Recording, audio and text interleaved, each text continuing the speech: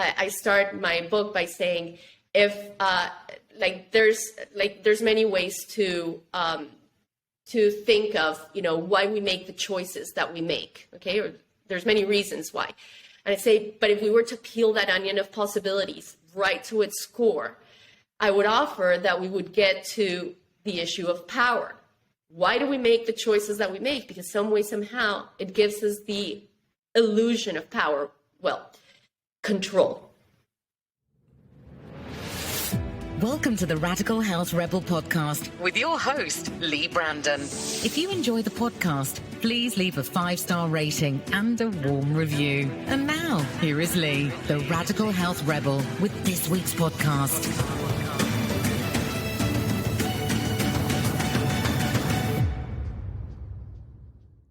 Ximy Gonzalez, welcome to the Radical Health Rebel podcast. How are you doing?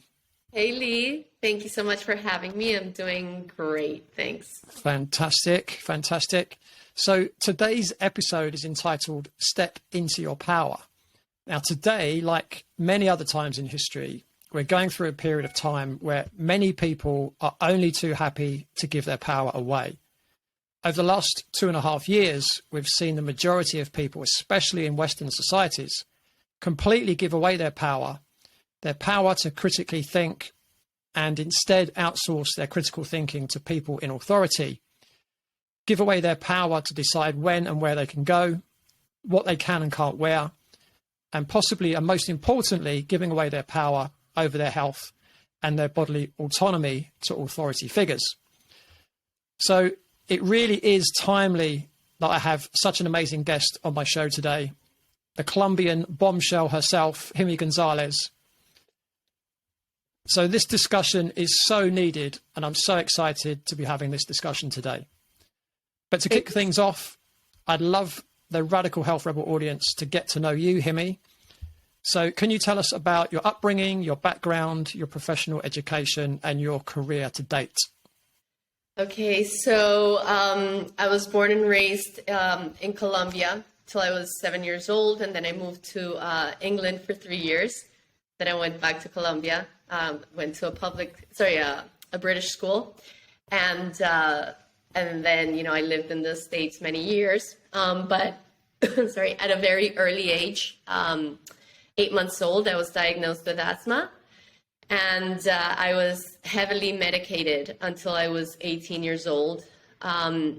So obviously, going through the medical system, one of the things that I realized is that my freedom as a child was restricted because of my health. So at a very early age, I understood the power of health when it came to our freedom.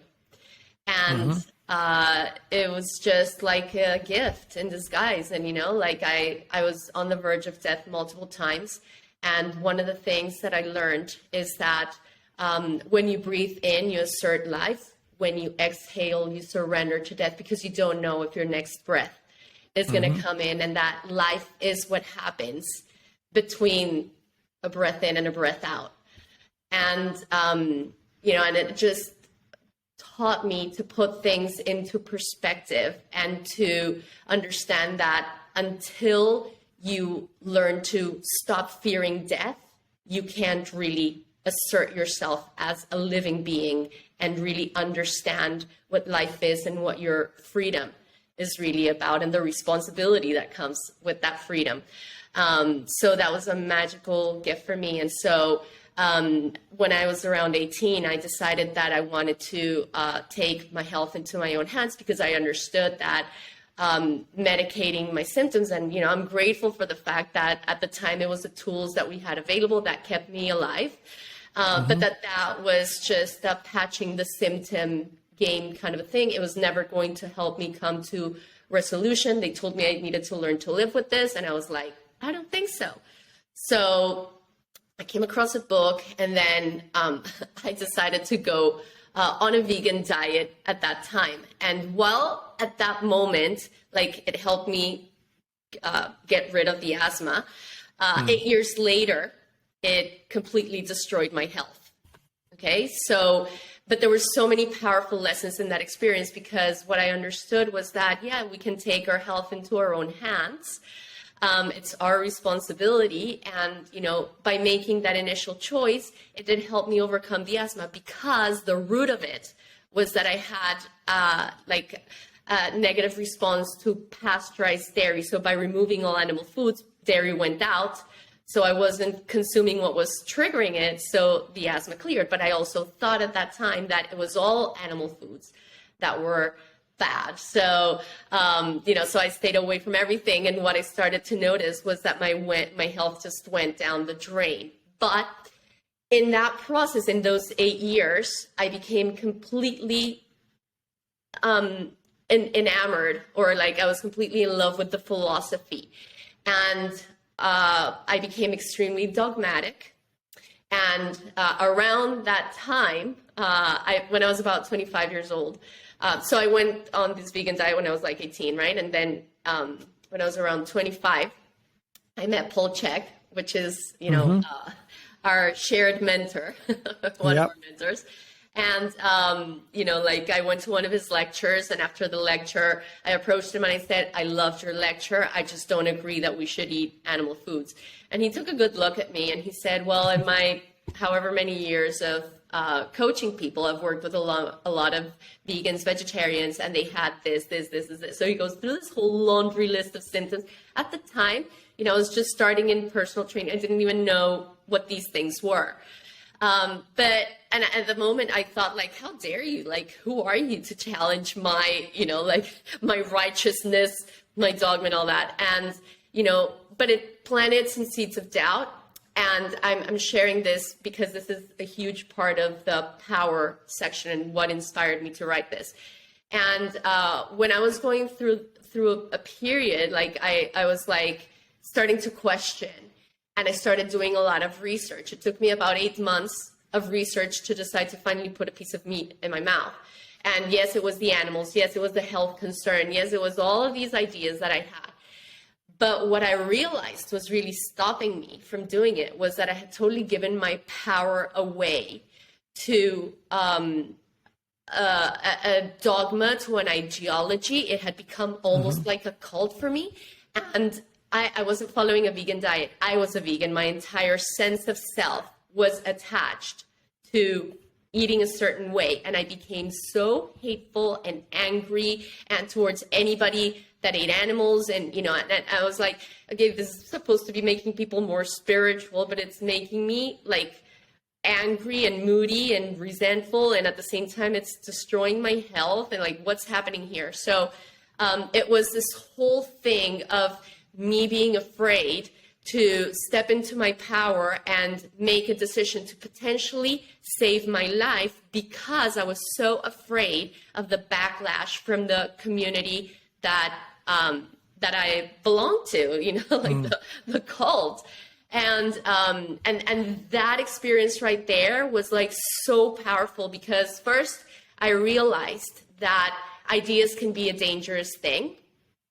That second, when you start intellectualizing food and you disconnect from your body, you will dismiss the language of symptoms. And my body was screaming, letting me know through all the symptoms that I was experiencing that what I was eating was not right for me. But because I over intellectualized it and I gave my power away to authority figures outside of me, I completely disconnected from myself and from my body's wisdom. And it wasn't until I decided to start, going down a path of curiosity, because I was locked in the arrogance of, I can't do this, this is that, and I just became curious.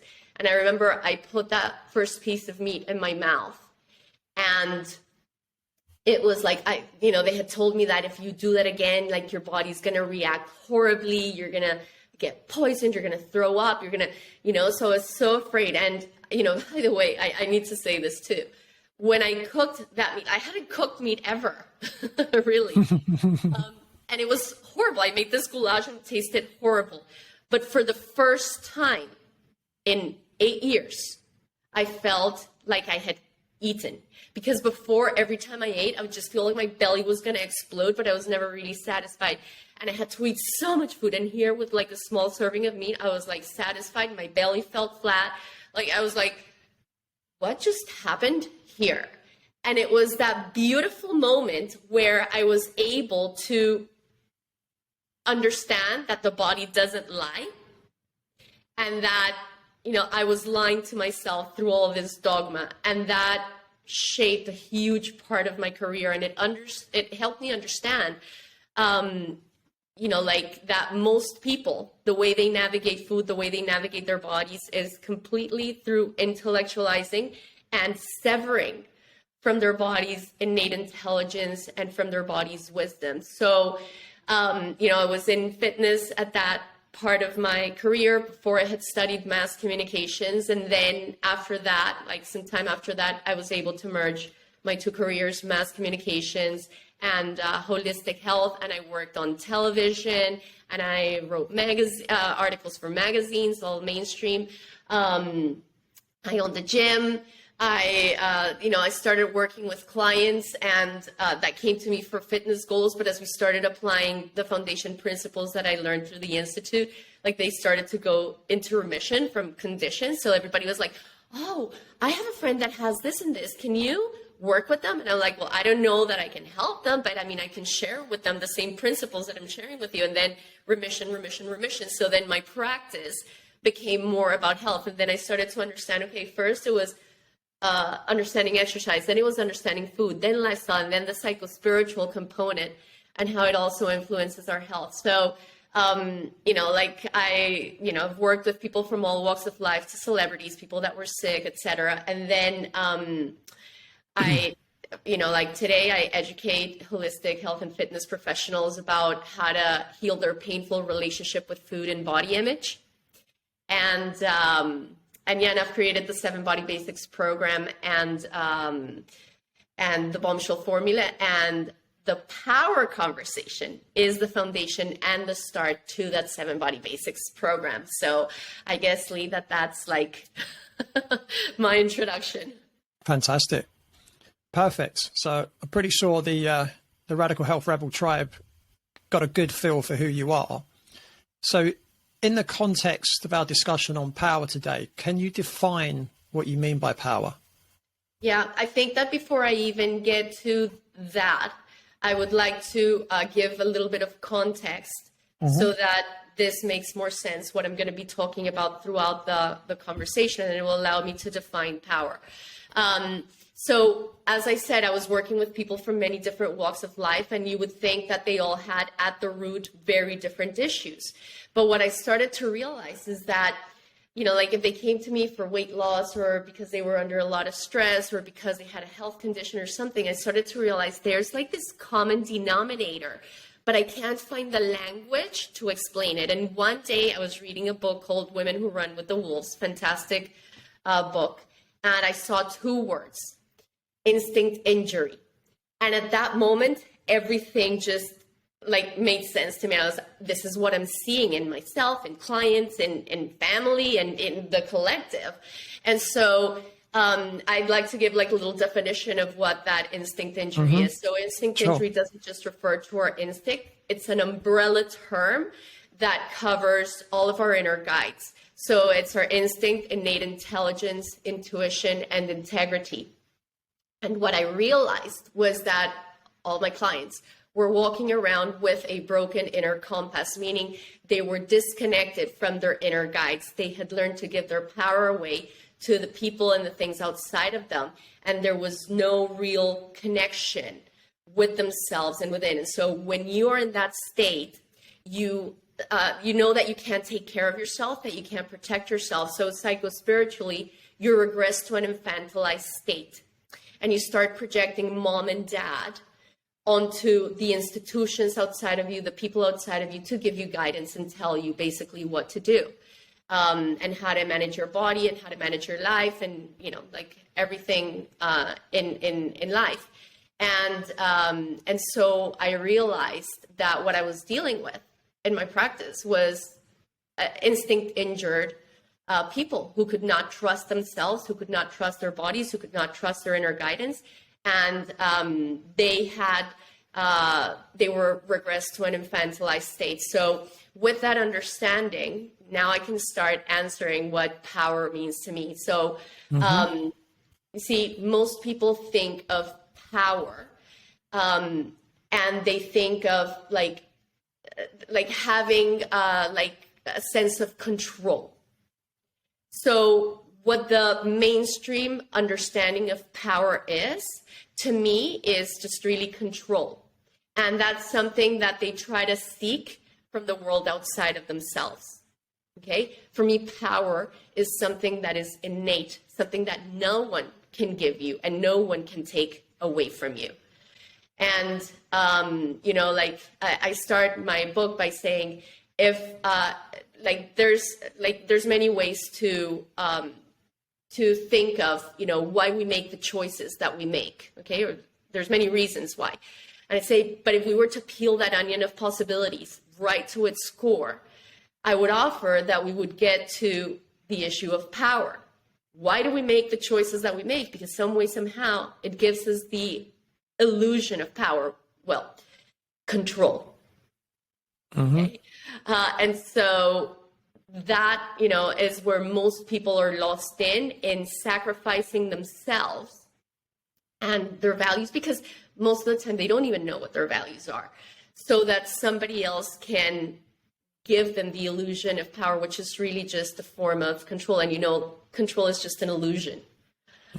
So, and most people, instead of going inside themselves, self-exploring and discovering what their values are and learning to maintain integrity around those values, limits and boundaries around those values, they only know the values of the world outside of them. And so they're like in this, like, you know, like limbo of, oh, these values, okay, I'll go down those values. So they don't know how to maintain integrity and protect those healthy limits and boundaries. And they just give their power away to anybody that they think is going to keep them safe in their illusion of control.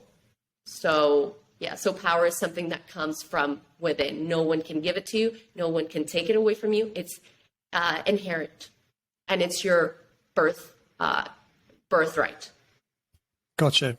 So in the context we're discussing today, power, if I'm going to paraphrase you, it's all about getting in touch with who you really are, your own core values, and doing things that are right for you and those that are and those that are close to you as well, and I guess to a degree to the whole of humanity, rather than relying on someone who wants to control you.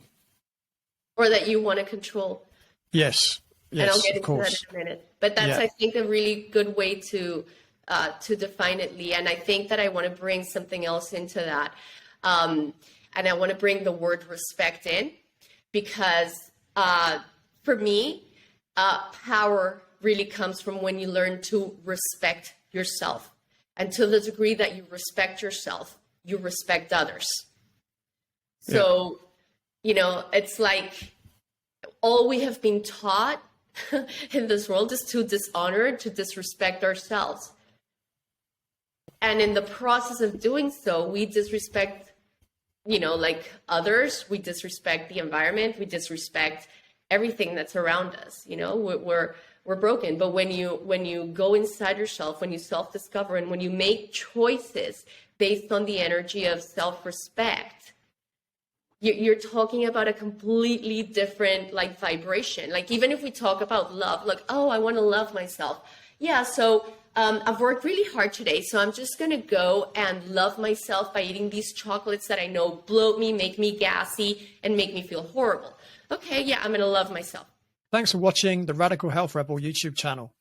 If you enjoyed this video, please be sure to share with your friends and family, or share via your social media.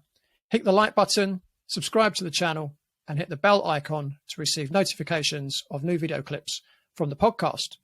And if you want to watch the full episode, completely ad-free, plus premium content, and join the Radical Health Rebel Patreon community, head on over to the Radical Health Rebel Patreon channel at www.patreon.com/Radical Health Rebel. Thanks again for watching.